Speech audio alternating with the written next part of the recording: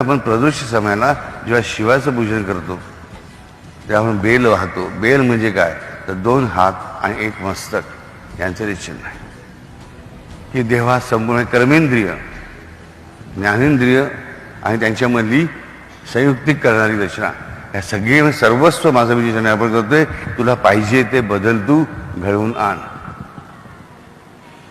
आणि ते आम्हाला नकोसे वाटत असले तरी तेच फायद्याचे असतं.